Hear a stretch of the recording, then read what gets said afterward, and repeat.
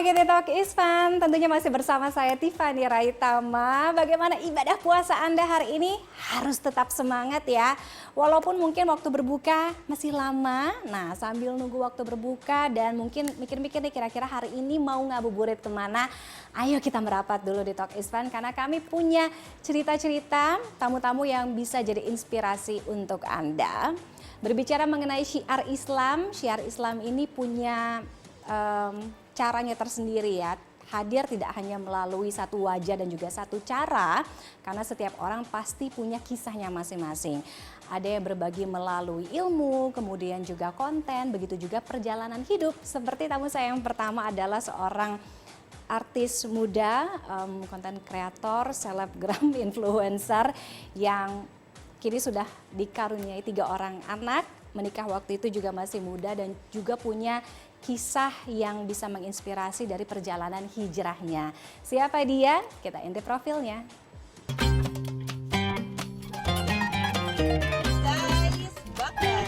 Artis Natasha Rizky dikenal sebagai salah satu figur publik yang terbuka membagikan perjalanan hijrahnya.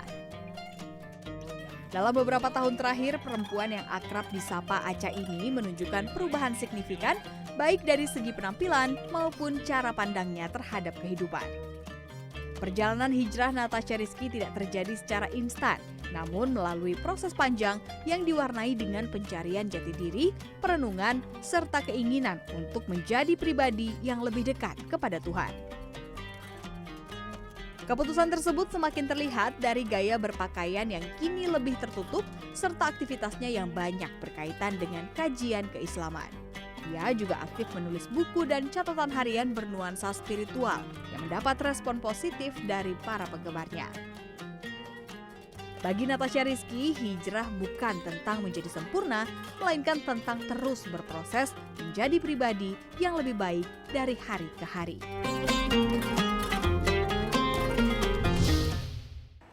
Hijrah di usia muda, bagaimana kisah perjalanan kemudian makna hijrah dari seorang Natasha Rizky sudah hadir di Talk is Fun.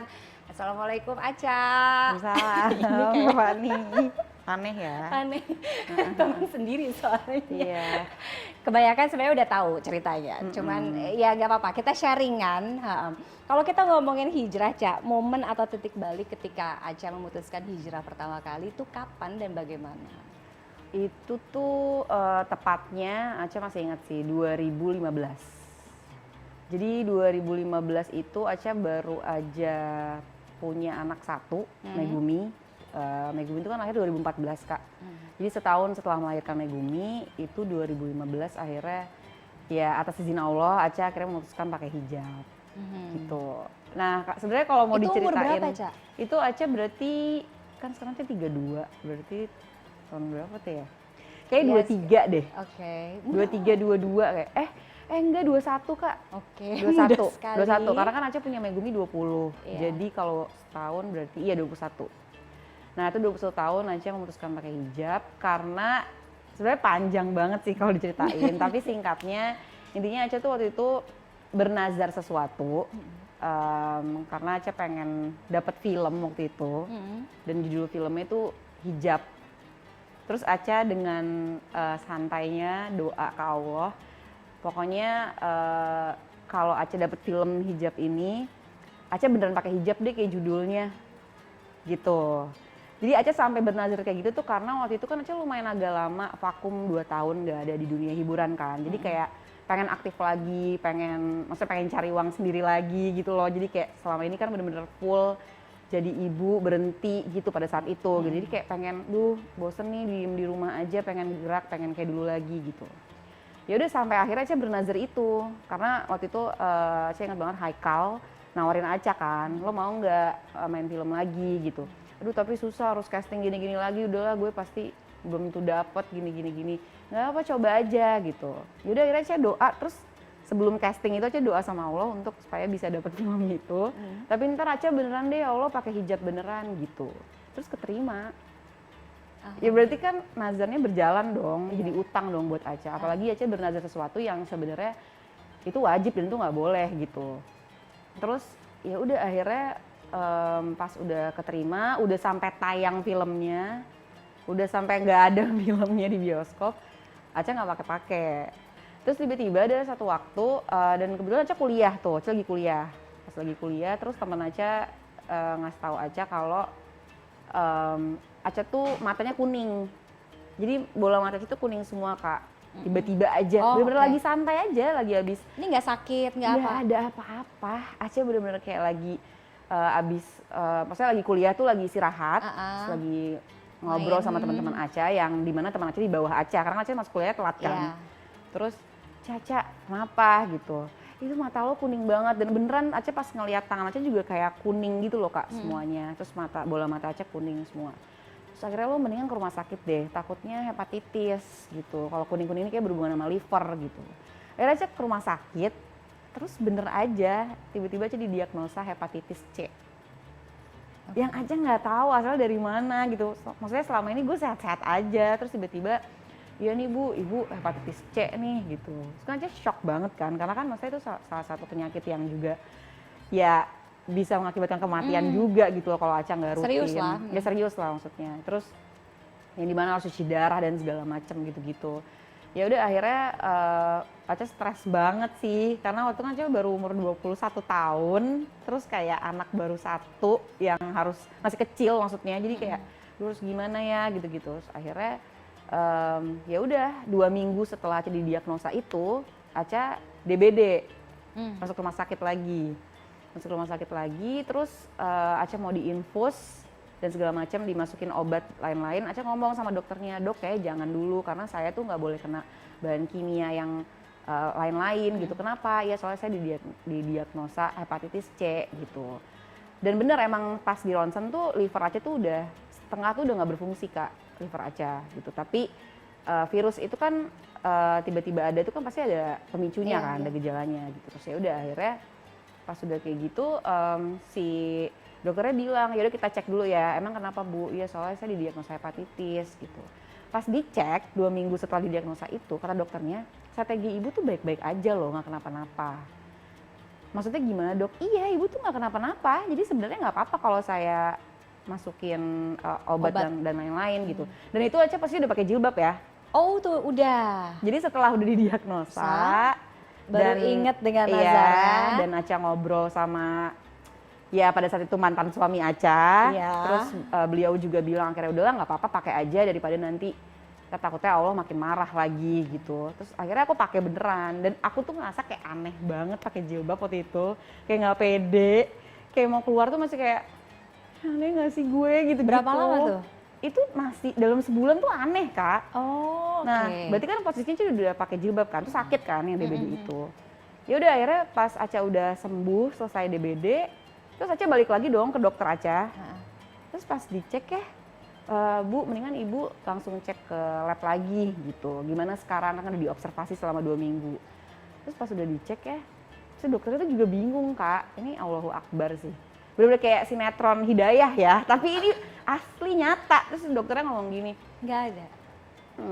"Bu, saya tuh juga nggak tahu ya, saya nggak ngerti ini entah kesalahan siapa, tapi virus hepatitis Ibu tuh udah nggak ada." Dan udah nggak ada kuning mata, Nggak ada. apa tangan. Nggak ada. Tapi kalau secara hasil ronsen gitu-gitu, emang iya liver Aca tuh emang basicnya nggak berfungsi. Tapi si di sebelah. hepatitis Tapi C. hepatitisnya itu tuh nggak ada gitu. Jadi kayak, "Mohon maaf ya Bu, saya juga nggak tahu kesalahannya dari mana dan segala macam. Tapi Ibu udah nggak perlu minum obat-obatan lagi dan Ibu nggak perlu cuci darah." Ya udah, terus asli ya, abis itu ya udah gue baik-baik aja sih alhamdulillah setelah itu gitu. Ya ada sih godaan kayak, yaudah ya, apa gue copot Apakah lagi aja. ini mau? Ntar. Oh iya? Kayak gitu ada, udah apa nggak usah aja ya gitu. Kan ternyata Aca nggak kenapa-napa gitu. Pernah ada? Ada pada saat itu juga, karena udah sembuh kan, udah seneng Terus gitu. nggak pakai nggak? Sempat nggak Terus pakai? sempet copot pasang masih gitu. Oh, oke. Terus kayak, tapi akhirnya alhamdulillah tuh ya Aca ketemu lah sama teman-teman Aca yang juga baru-baru pakai jilbab gitu. Ya lingkungan sih Kak, lagi-lagi yang mempengaruhi kan. Jadi alhamdulillah ya udah, maksudnya pakai terus ya. Ya alhamdulillah Allah jaga sampai sekarang gitu. Oke. Tapi bisa dibilang proses hijrah itu mudah atau tidak? Susah banget sih Kak. Susah. Susah. Sesusah itu. Susah Ya? banget. Kok gue pengen nangis sih. Susah banget sih. Maksudnya dari awal Aca hijrah ya, maksudnya Kak Fani juga melewati perjalanan Aca kan gitu, dengan di tengah gempuran dan lain-lain dan sebagainya macam gitu. Susah sih, susah. Maksudnya untuk Aca bisa bertahan istiqomah tuh berdarah-darah lah gitu. Maksudnya kalau Allah nggak tolong mungkin kayaknya Aca udah bubar sih gitu. Dan setelah Aca berhijrah sampai akhirnya seperti sekarang ini, apakah merasa hidup lebih mudah atau justru masih banyak cobaan-cobaan yang di luar apakah Aca mampu atau enggak gitu? Kalau ditanya soal ujian atau cobaan, kayaknya mau Aca hijrah nggak hijrah, ujian tuh akan selalu ada sih. Jadi kayak masalah tuh akan selalu ada. Jadi mau Aca sekarang pakai atau nggak pakai jilbab, ya emang sunatullahnya, maksudnya Allah tuh adil lah. Semua tuh pasti kita akan ada ujian gitu. Jadi kalau Kak Fani tanya mudah apa enggak, ya hidup tuh sejauh ini kalau kita udah pakai seni melihat aja sih Kak. Kalau emang pengennya dilihatnya mudah, ya mudah. Kalau di pikiran Aca mindsetnya juga susah, ya pasti akan susah gitu. Karena mau sampai wafat, ya kita kan nggak akan pernah lepas dari ujian gitu. Tapi Masya Allahnya setelah Aca sekarang pakai, dan Aca masih terus belajar sampai Aca wafat gitu, Aca ngerasa Allah tuh ngasih kemudahan dan kebaikan tuh banyak banget gitu. Ya dengan segala ujian dan cobaan ya gitu. Tapi menurut Aca ada aja akses tuh dimudahkan lah menuju Allahnya, terus kenal sama orang-orang yang sayang sama Aca gitu. Ya banyak ya, maksudnya dengan Allah menghadirkan ya geng kita, itu kan salah satu menurut Aca rahmat Allah yang sangat luas gitu. Jadi begitu banyaknya Allah tuh ngasih orang-orang yang sayang sama Aca tuh makin banyak gitu. Nggak tahu kenapa setelah pakai hijab.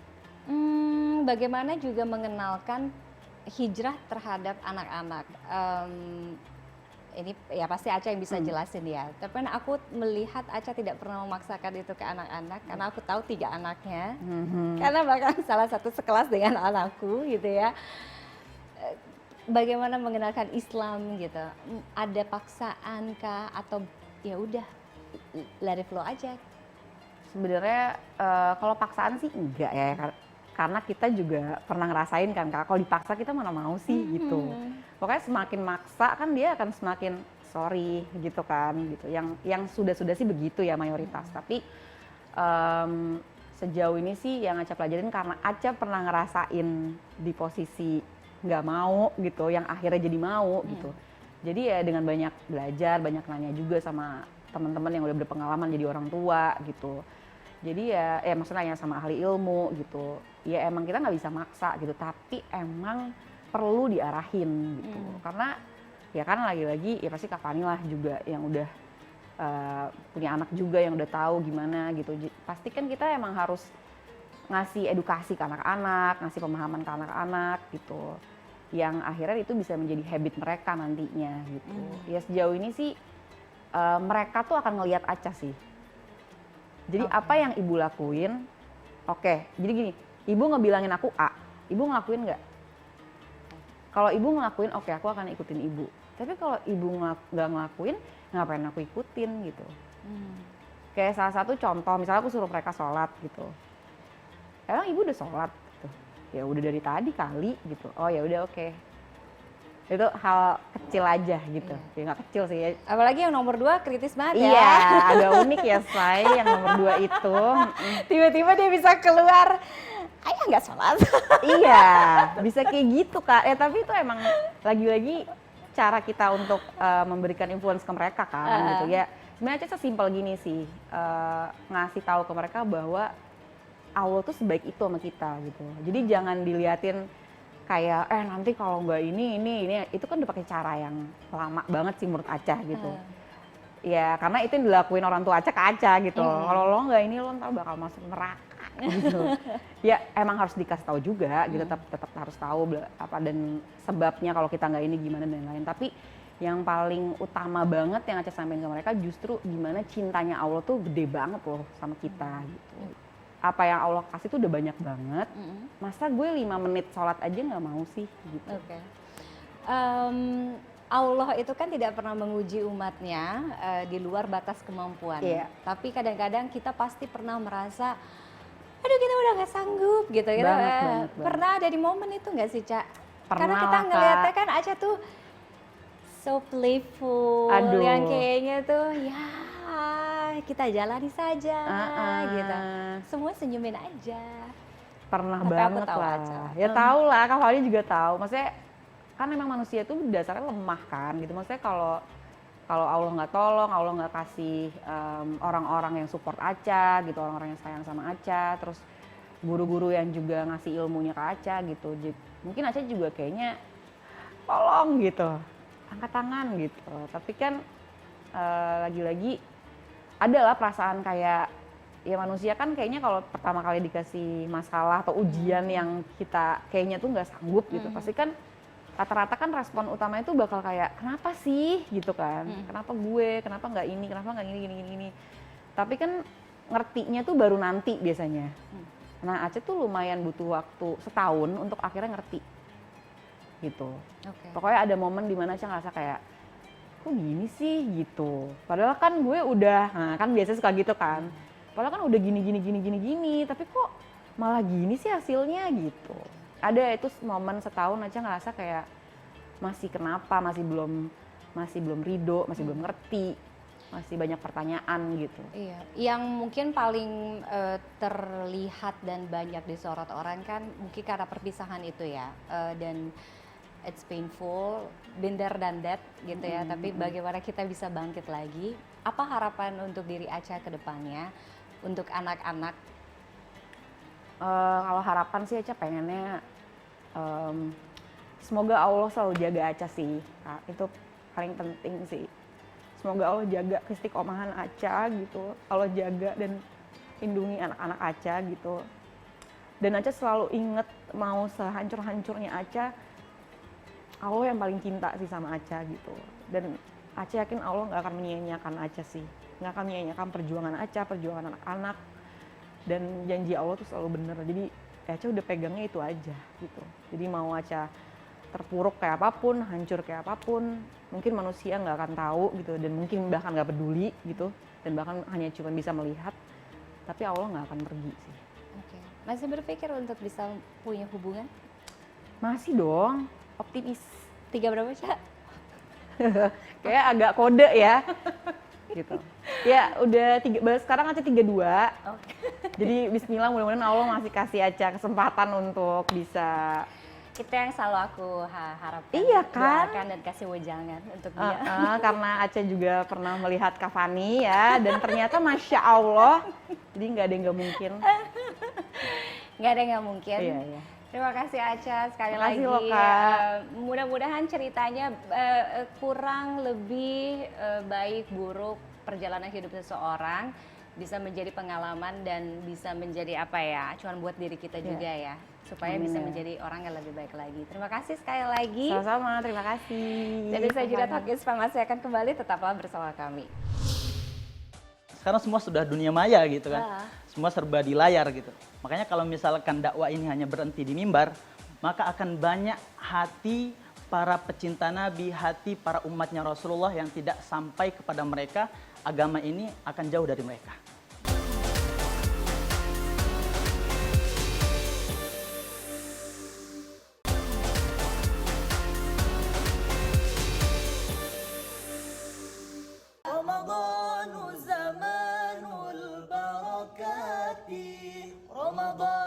Usia tak membatasi seseorang untuk menjadi pendakwah, apalagi di zaman digital seperti sekarang.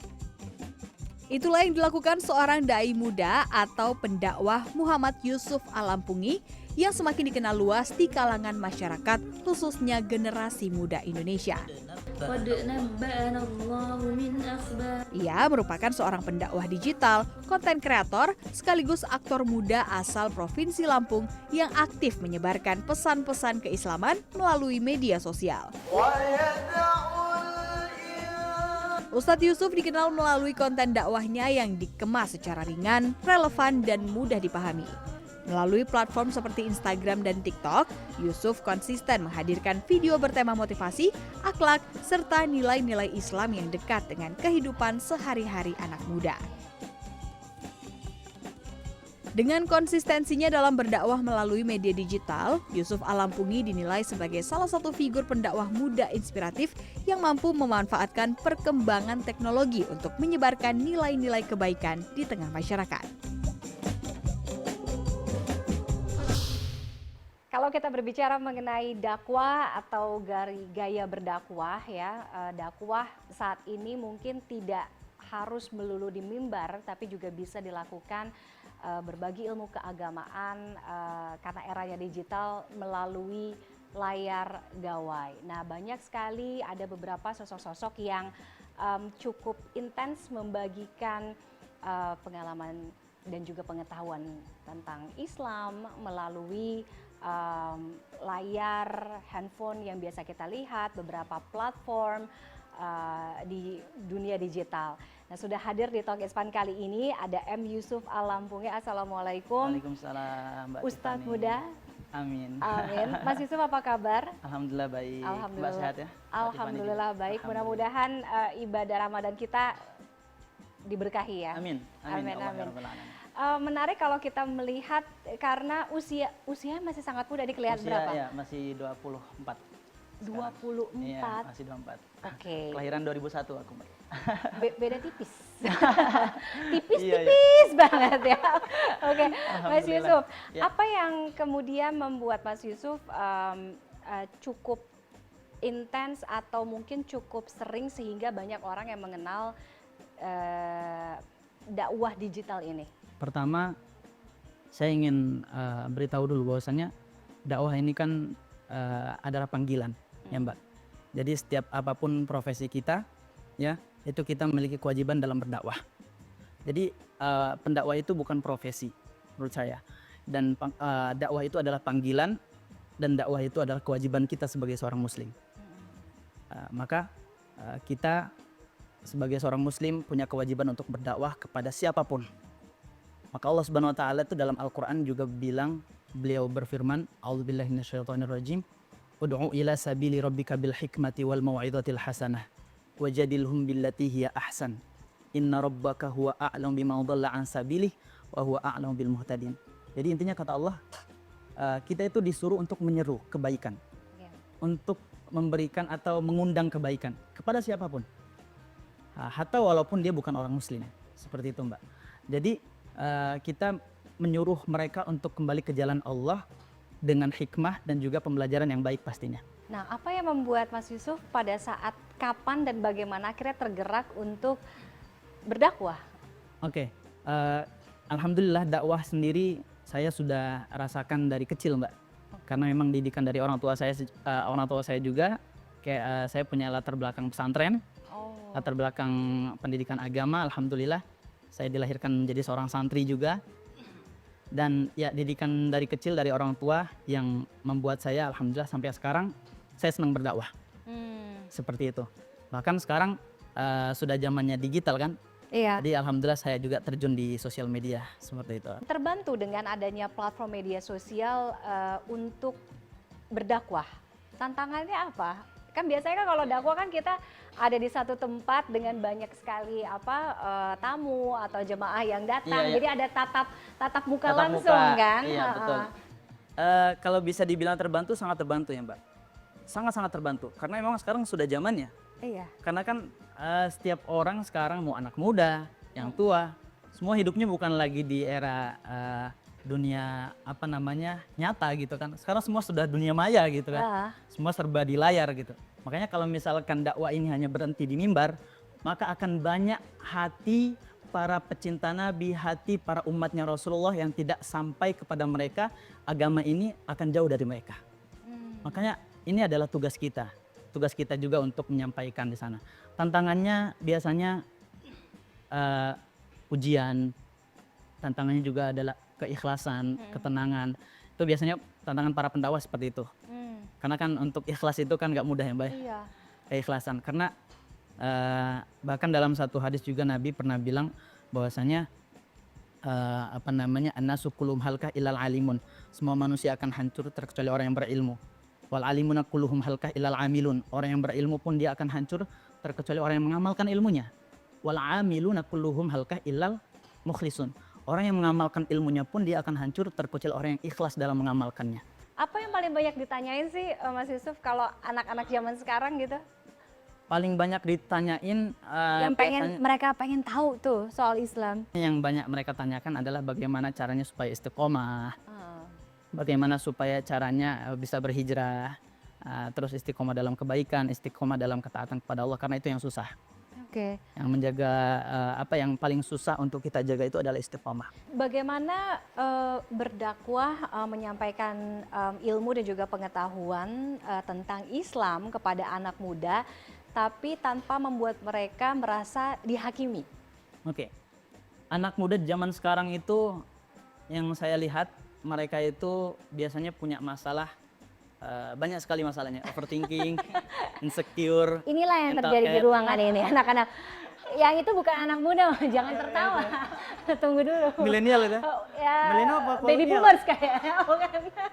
Ya Allah ya Rabbi. Gimana Mas Yusuf? Terus juga biasanya circle ya, punya circle yang mungkin toxic relationship dan sebagainya gitu. Itu kan banyak dialami sama anak-anak muda tuh. Jadi bagaimana cara kita melakukan pendekatan? Bahwasanya kita mesti harus memvalidasi dulu perasaan mereka. Oke. Jadi seakan-akan kita tahu perasaan mereka dan kita ikuti dulu perasaannya seperti apa. Jangan langsung kita melakukan pendekatannya langsung dibilang, oh kamu salah, seperti ini kamu salah, kamu harusnya melakukan seperti tidak. Tapi kita harus betul-betul melakukan pendekatan seperti contoh ketika kita melihat ada seorang yang salah, terus kita validasi dulu perasaannya, oh iya dulu saya juga pernah kok sama seperti kamu, seperti ini, hilang arah, terus capek dan sebagainya. Tapi yuk kita sama-sama kembali kuat, bangkit, semangat menuju jalan yang benar, jalannya Allah Subhanahu wa taala. Jadi seperti itu. Jadi kita seakan-akan mengajarkan bahwasanya agama Islam ini bukanlah agama yang menghakimi seseorang ya dengan menghakimi seperti itu, tapi agama ini adalah agama yang muncul untuk memberikan solusi. Oke, bagaimana pemilihan isi dakwah yang Mas Yusuf sampaikan yang biasanya? Pastinya yang sangat-sangat relevan ya, dan juga yang sangat-sangat betul-betul bisa kita gabungkan atau bisa kita ikuti dengan perkembangan zaman sekarang. Yang harus kita lakukan adalah itu tadi, fakta yang sedang banyak terjadi di lingkungan masyarakat, terkhusus anak-anak muda, dan juga yang kedua kita harus menyampaikan dengan kejujuran pastinya, yang simple, yang langsung deep gitu, langsung masuk ke hati, karena memang anak-anak muda tuh kadang nggak mau yang bertele-tele. Iya. Mereka yang sudah, yang simple, yang real atau barca gitu maksudnya. Maksudnya yang real gitu. Beda. Beda. Yang real gitu maksudnya, yang real saja gitu, yang simple. Oke. That simple gitu. That simple ya, make it simple aja.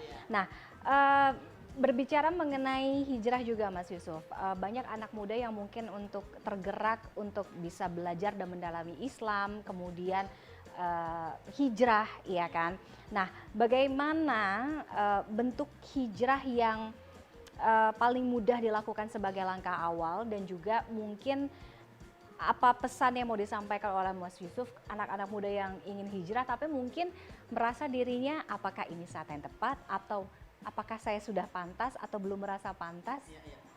Banyak anak muda yang bilang bahwasanya ketika saya ingin memperbaiki diri, ingin hijrah, ingin jadi lebih baik, dia bilang bahwasanya, oh kayaknya saya belum pantas, oh kayaknya saya belum saatnya dan sebagainya. Kalau kita cuma berbicara pantas, sampai kapanpun kita nggak akan pernah hijrah. Karena justru ketika kita belum pantas, kita mesti hijrah. Karena hijrah itu untuk memantaskan diri kita, memperbaiki diri kita. Nah, terus salah satu caranya adalah yang paling mudah ya. Yang pertama, jaga kewajiban kita sebagai seorang muslim. Sholat, jangan sampai ditinggal. Ini yang paling utama, karena apa? As-sholatu imaduddin. Sholat itu adalah tiangnya agama. Kalau tiangnya saja sudah kita bangun dan sudah kokoh, maka insya Allah amalan-amalan yang lain akan mengikuti. Mudah. Karena sholat itu adalah kunci miftahul jannah, kuncinya surga juga. Sholat 5 waktu minimal, jangan sampai ditinggal. Pertama sholat, terus yang kedua jaga lingkungan, pergaulan. ya, circle yang positif yang senantiasa mengingatkan kita kepada kebaikan, teman yang senantiasa mensupport kita. Ini yang langka Mbak sekarang. Karena kadang ada teman yang cuma bicara manis di depan, ternyata dia menusuk dari belakang. Nah, itu dia. Adakah di sini? kawan-kawan. Adakah di Ya? sini? Adakah di sini? Nah, insya Allah di sini semuanya baik. Alhamdulillah, Ya, insya Allah. Cari teman yang positif, lingkungan yang baik ya. Karena kata Nabi almar'u ala dini khalilih. Ya, seseorang itu dilihat bagaimana lingkungannya, temannya. Ya. Maka carilah lingkungan yang positif. Yang ketiga yaitu hindari maksiat. Ya, jauhi maksiat karena maksiat itu adalah penyakit. Kalaupun kita sudah berbuat baik, kita jaga sholat kita dan sebagainya, tapi kalau kita masih punya kebiasaan maksiat, ya apapun maksiatnya, ya berbohong, mencuri dan sebagainya atau berzina, ya maka itu penyakit yang tidak akan pernah menjadikan kita menjadi lebih baik. Apa mimpi Mas Yusuf terkait dengan mimpi syiar Islam untuk generasi anak-anak muda di Indonesia? Jadi memang setiap orang punya mimpi, cita-cita, terkhusus untuk dirinya, umumnya ya untuk negeri kita gitu kan. Visi saya yaitu ingin mengajak anak-anak muda supaya mereka bangga terhadap apapun agama yang mereka anut seperti itu, terkhusus agama Islam. Mereka harus bangga menjadi seorang muslim, mereka harus menerapkan nilai-nilai Islam itu sendiri dalam lingkungan mereka, dan mereka bisa menerapkan amalan dan juga akhlaknya Rasulullah SAW. Karena seperti apa contohnya? Karena saya lihat sekarang anak-anak muda kalau dipanggil misalkan azan, dipanggil untuk ibadah, dipanggil kebaikan, itu mereka sudah sangat menurun responsifnya. Ya, jadi saya betul-betul punya visi, mudah-mudahan anak muda di zaman yang akan datang atau zaman sekarang ini, ya kita didik mereka ketika azan, yuk sama-sama kita sholat dulu, kita ingat dulu sama Allah, kita ingat dulu urusan akhirat kita, jangan cuma dunia doang. Ya. Karena kalau kita cuma ngurusin dunia capek Mbak. Benar. Dunia itu kalau kita kejar Nggak makin menjauh. habis-habis ya. Betul. Ada satu patah bilang seperti ini. Kalau kamu kejar dunia, maka kamu tidak akan pasti dapat. Tidak pasti dapat. Kalaupun dapat, pasti tak banyak. Kalaupun banyak, pasti tak akan puas. Kalaupun puas, tak akan pernah abadi selama-lamanya. Itu dunia. Tapi kalau yang kita kejar adalah akhirat, ya kejarlah akhirat, pasti kau dapat. Sudahlah dapat, pasti banyak. Sudahlah banyak, pasti puas. Sudahlah puas, abadi selama-lamanya. Terima kasih Mas Yusuf sudah hadir di Talk Isfan kali ini, berbagi ilmu, berbagi pengalaman, mudah-mudahan punya dampak positif, manfaat untuk para pemirsa penonton Talk Isfan CNN Indonesia kali ini. Terima kasih sekali lagi atas kehadirannya. Semoga ibadah Ramadan, puasa berjalan lancar sampai hari kemenangan nanti tiba Lebaran. Amin ya Rabbal Alamin. Terima kasih sekali lagi. Sama-sama Mbak Tiffany. Dan Talk Isfan masih akan kembali usai jeda dengan tamu saya berikutnya. Tetaplah bersama kami, jangan kemana-mana. Orang kan banyak menganggap ta'aruf itu seperti beli kucing dalam karung. Padahal mungkin mereka itu belum paham aja hakikat ta'aruf itu seperti apa. Padahal kalau misalnya tujuan mereka untuk misalnya orang-orang yang pacaran kayak gitu. Tujuan pacaran itu untuk mengenal, ta'aruf itu juga secara bahasa artinya mengenal.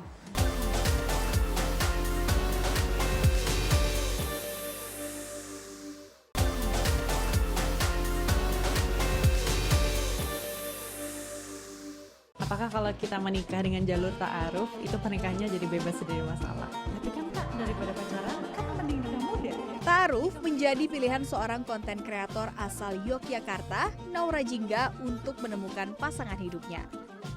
Melalui media sosialnya, Naura Jingga konsisten membuat konten-konten edukasi mengenai pernikahan, jodoh, dan ta'aruf dengan cara yang lebih relevan bagi generasi muda masa kini.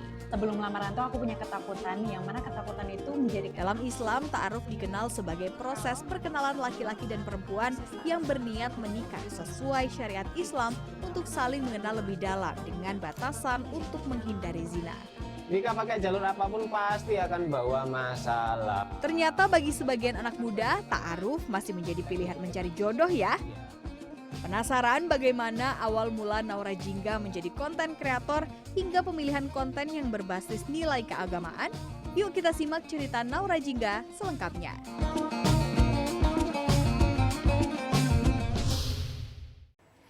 Ya, kembali lagi di Talk Isfan. Kalau tadi kita sudah mendengarkan ya seorang konten kreator Muslim, kemudian juga pendakwah yang kerap membagikan motivasi secara digital. Kali ini saya juga kedatangan ada satu konten kreator muslimah, masih muda, dan di media sosialnya juga sering memberikan atau membagikan inspirasi dan juga motivasi yang berlandaskan Islam. Sudah ada Naura Jingga. Assalamualaikum Naura. Apa kabar? Alhamdulillah baik, Kak. Kalau kita lihat di Instagram, di media sosialnya kan Naura seorang konten kreator muslim ya. Tapi awal mulanya kenapa bisa akhirnya bikin konten yang lebih basicnya mungkin lebih soal Islam? Kalau singkatnya ya, singkatnya sebenarnya diajak suami. Oh, diajak suami? Iya. Oke. Sebenarnya diajak suami itu singkatnya. Jadi kami berdua itu kan basicnya menikah tanpa pacaran. Jadi dengan jalur ta'aruf gitu kan. Nah, persepsi orang saat ini, gimana nikah dengan jalur ta'aruf? Kayak beli kucing dalam karung dong, kayak gitu. Nah, mereka rata-rata itu menganggap ya kalau nggak pacaran nggak bakal bisa kenal dong. Tapi ya kami ingin mematahkan semua persepsi itu dengan mengkampanyekan menikah dengan jalur ta'aruf seperti itu. Kemudian kami kan konsep pernikahannya memang murah ya. Jadi memang murah tuh gimana tuh? Murah itu kami menikah dengan budget di bawah 30 juta. Katakanlah 25 juta itu bahkan udah sampai udah lamaran, pengajian dan lain-lain sampai hari H kayak gitu. Oh iya? Ya karena ini udah all in nih. Karena memang ya itu pernikahannya memang konsepnya murah. Kenapa? Karena ya aku sendiri meyakini bahwa nikah itu yang penting sah bukan wah. Yang penting itu mahar bukan mahal kayak gitu. Jadi aku ingin mematahkan persepsi orang juga bahwa nikah itu nggak perlu pesta-pesta yang gede-gedean kayak gitu, sebenarnya nggak apa-apa juga sih, sah-sah aja kalau misalnya memang ada budgetnya dan memang itu jadi dream weddingnya. Cuman di sini karena orang-orang kan persepsinya, aduh nikah biayanya berapa sih, banyak banget ratusan juta dan lain sebagainya.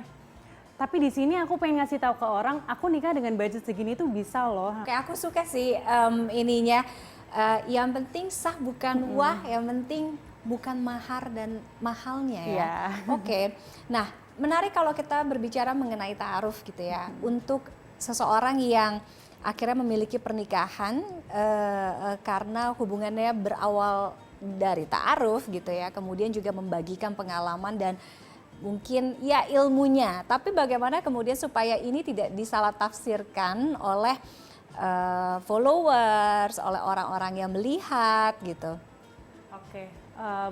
Ya seperti yang aku sampaikan sebelumnya, orang-orang kan banyak menganggap ta'aruf itu seperti beli kucing dalam karung. Padahal mungkin mereka itu belum paham aja hakikat ta'aruf itu seperti apa.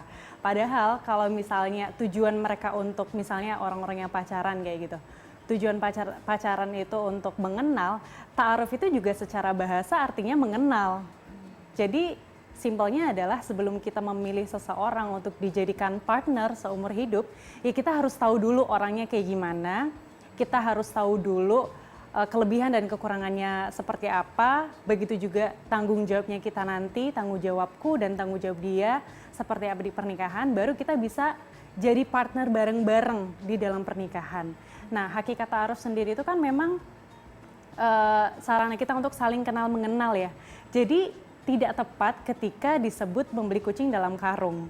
Karena ya tujuannya memang harus benar-benar kenal, baru kamu bisa memutuskan gitu loh. Jadi kalau kamu jadi memang ujuk-ujuk gitu iya, ya? enggak.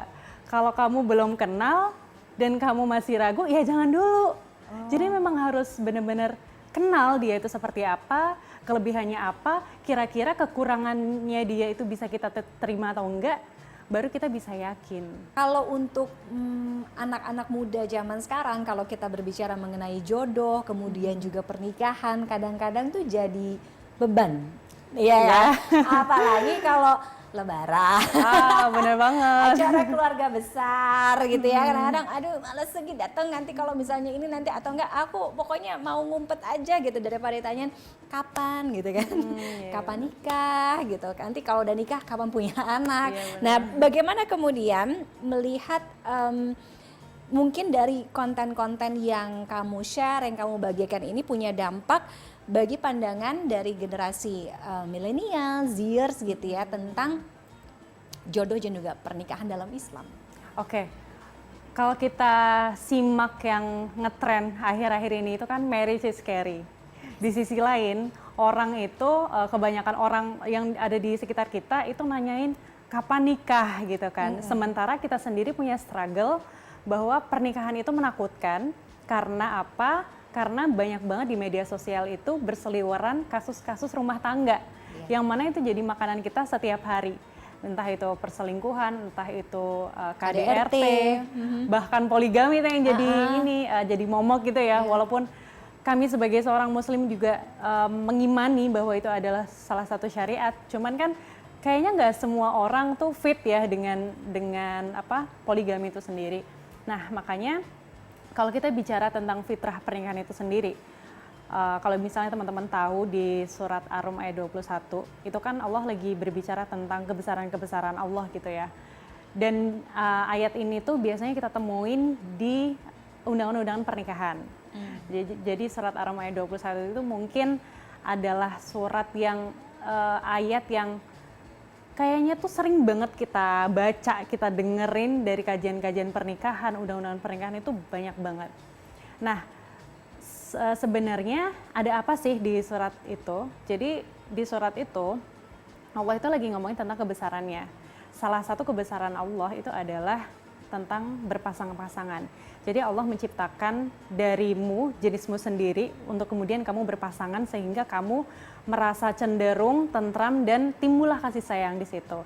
Dan sesungguhnya di situ ada kebesaran Allah bagi orang yang berpikir. Nah, kalau kita berbicara fitrah, basically pernikahan itu ya fitrahnya seseorang. Kalau kita bicara tentang fitrah itu kan ya kayak misalnya kita makan, minum, itu kan udah fitrahnya ya, lumrahnya orang ya. Sama halnya dengan berpasang-pasangan. Berpasang-pasangan dalam hal ini adalah pernikahan itu ya memang kebutuhan dasarnya manusia sebenarnya. Jadi jangan takut juga ya. Kadang-kadang kan ada juga anak-anak atau ya orang-orang gitu, ini umur segini belum dapat jodoh gitu, belum nikah-nikah gitu, atau enggak misalkan ada juga perspektif jadi jodoh itu dinanti atau dicari gitu. Oke. Banyak yang belum dapat jodoh soalnya gitu. Menanti jodoh. Ya kalau jodoh itu dinanti atau dicari sebenarnya bisa dua-duanya. Nah itu tergantung keinginan kita sendiri juga. Kira-kira kita ingin menjemput jodoh atau menunggu. Sebenarnya dua hal itu sah-sah aja. Kalau kebetulan, kalau dari pengalaman aku sendiri, waktu itu umur 22, aku sama sekali nggak punya pemikiran untuk menikah. Karena kayaknya 2 tahun lagi aja deh, tahun 2026 gitu pas aku umur 24. Tapi pada akhirnya ketika ada seseorang datang dan itu awalnya kan padahal kan aku nggak pengen nikah ya, tapi kenapa orang ini pada akhirnya bisa meluluhkan aku untuk berkata ya? Karena memang menikah itu ibaratnya seperti kalau kita analogikan, seperti kita memasuki hutan dan kita memilih kayu terbaik dari 10 satu kayu terbaik dari 10 kayu terbaik. Dan kita nggak boleh ngelihat ke belakang, apakah kayu yang belakang tadi itu lebih baik atau lebih buruk kayak gitu. Jadi ketika kita udah menemukan yang baik dan kira-kira kekurangan dari kayu itu atau dalam hal ini orang itu bisa kita terima, ya udah itu saatnya kita untuk memutuskan. Urusan di depan mau ada yang lebih baik atau ada yang lebih buruk kan kita juga nggak tahu. Yang penting kita memilih orang yang kelebihannya bisa kita imbangi dan bisa menjadi kekuatan di pernikahan, dan juga kekurangannya itu bisa kita terima. Oke. Jangan pernah juga untuk membanding-bandingkan, kalau dibanding-bandingin soalnya nggak selesai-selesai ya. Iya. Oke, kalau mungkin yang Naura lihat gitu ya dari perspektif masyarakat di Indonesia terkait dengan jodoh, dengan pernikahan, apa yang ingin diluruskan?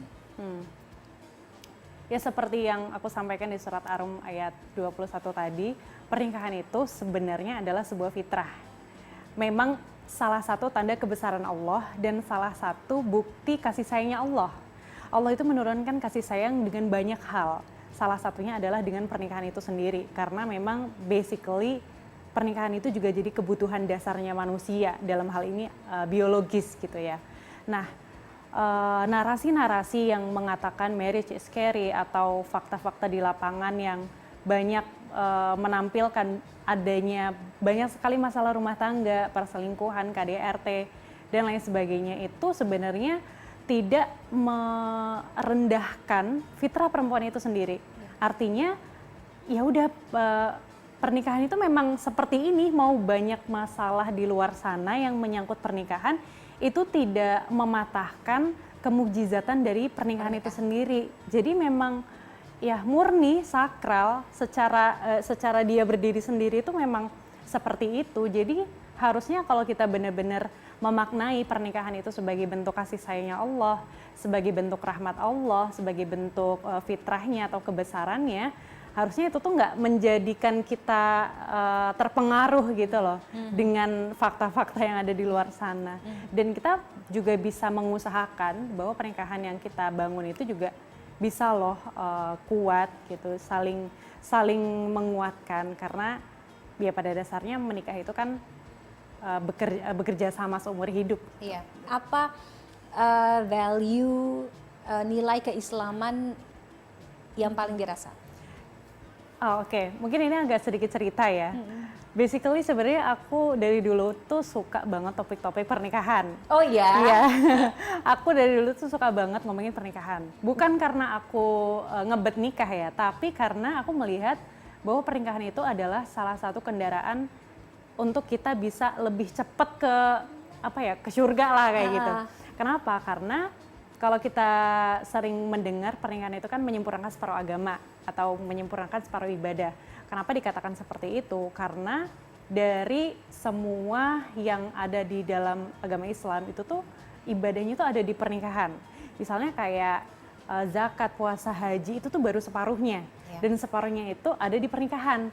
Makanya kalau kita paham tujuan manusia di dunia ini ya, untuk beribadah kepada Allah, rasanya tuh pengen memaksimalkan potensi ibadah di dunia, yang mana sebenarnya itu tuh bisa kita laksanakan, kita jemput dengan pernikahan.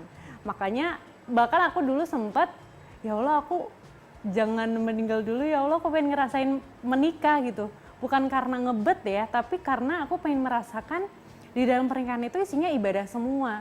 Yang tadinya bahkan haram gitu ya, tapi di pernikahan itu tidak hanya menjadi pahala, bahkan menjadi sangat dianjurkan gitu loh, pahalanya gede banget.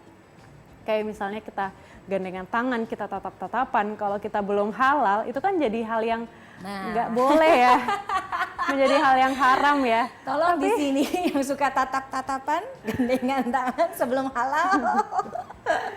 Tapi ketika hanya dengan sebuah akad gitu ya, akad itu kan ucapan ya.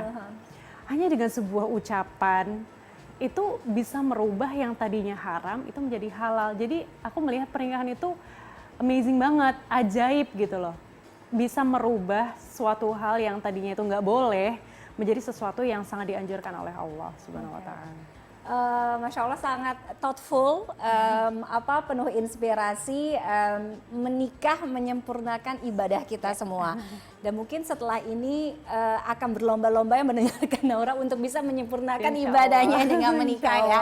Terima kasih Naura juga sudah berbagi konten-kontennya, sangat menginspirasi. Yang paling penting itu punya impact ya, dampak positif bagi masyarakat, khususnya bagi followers yang melihat dan mengikuti konten dari Naura Jingga. Terima kasih Naura sudah hadir di Talk is Fun kali ini. Terima kasih Kak Tiffany. Dan usai jeda, Talk is Fun masih akan kembali, tetaplah bersama kami.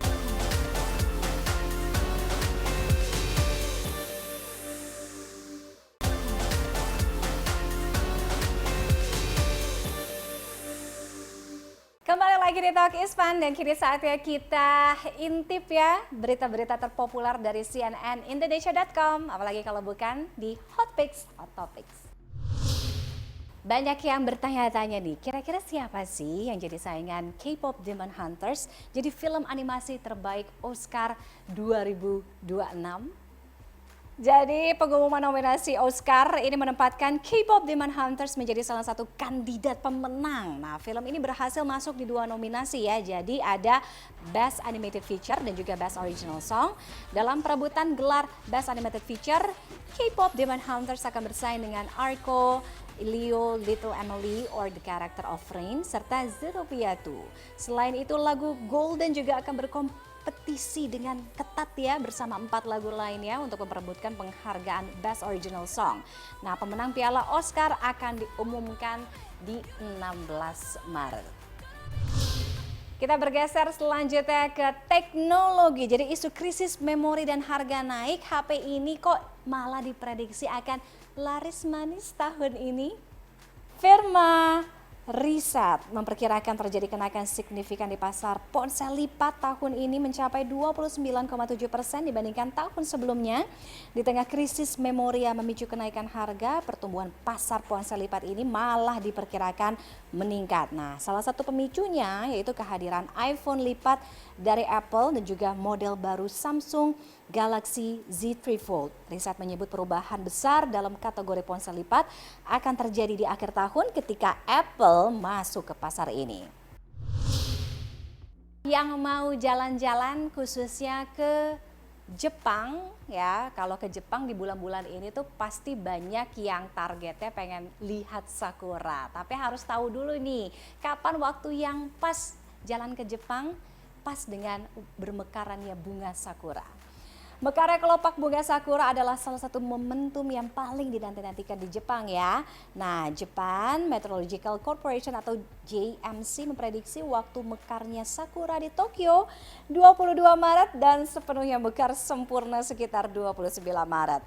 Kalau di Fukuoka juga diramal akan mulai berbunga nih 22 Maret. Sementara untuk Kyoto diperkirakan pada 25 Maret. Adapun sakura di Sapporo diprediksi mulai bermekaran sedikit lebih lama yaitu di 26 April. Selanjutnya untuk Anda mungkin yang punya kebiasaan merendam teh dengan susu semalaman. Buat apa sih pertanyaannya?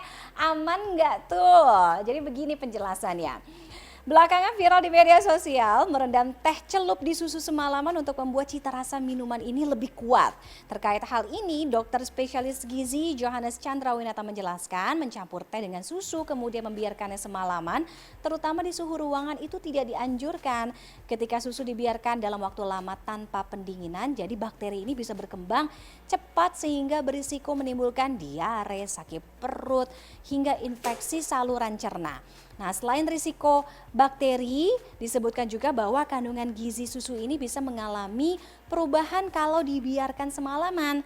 Aktivitas bakteri dapat memicu proses fermentasi yang tidak terkontrol. Nah, proses ini tidak hanya mengubah rasa, tapi juga bisa menurunkan kualitas protein dan zat gizi lainnya dalam susu. Yes, that's it Hot Topics untuk episode kali ini. Tapi kita masih akan ketemu lagi di Talk is Fun. Episode mendatang, kira-kira akan tamunya siapa ya? Pastikan kita minggu depan ketemu lagi ya. Jangan kemana-mana. Saya Tiffany Raitama, pamit. Sampai jumpa. Adik aku paling kecil.